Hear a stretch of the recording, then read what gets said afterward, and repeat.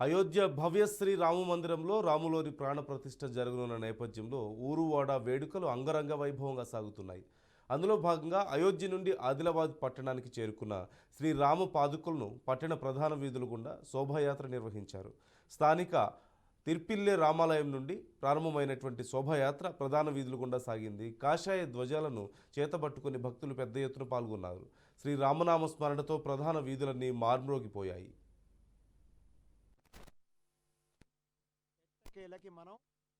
ఈ కళ్ళతో రామ మందిరం చూడబోతున్నాం. 22వ తేదీ నాడు భవ్యమైనటువంటి అయోధ్యలో రాముల వారి పునః ప్రాణప్రతిష్ఠ జరగబోతోంది. ఏమి ఆనందం అండి! ఇలాంటి సమయంలో మాకు సంకల్పం ఆంజనేయ స్వామి కల్పించాడు, భరతుల వారు కల్పించారు. పాదుకలు 7వ తేదీన అయోధ్యలో రాముడి సన్నిధిలో పూజ చేసి అక్కడి తలపైన మోసుకుంటూ 22 మంది భక్తులమండి తెలంగాణ వైపు నడక ప్రారంభం చేసుకున్నాం.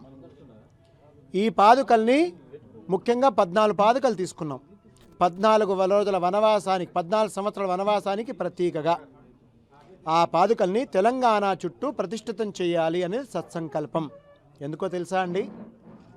రాముడంటే అందరికీ ఇప్పటికిప్పుడు అయోధ్యకు వెళ్ళాలని ఉందండి, కానీ 22 తేదీ అందరూ వెళ్ళలేరండి. కానీ అదే 22 తేదీ నాడు రాముడు మా వైపు వస్తున్నాడనే పాదుకల్ని దర్శనం చేసుకుంటే కూడా మనవాళ్ళు పులకరించిపోతారు. ఆ ప్రధాన ఉద్దేశంతో మేము పాదుకల్ని ఇటువైపు తీసుకొస్తున్నాం.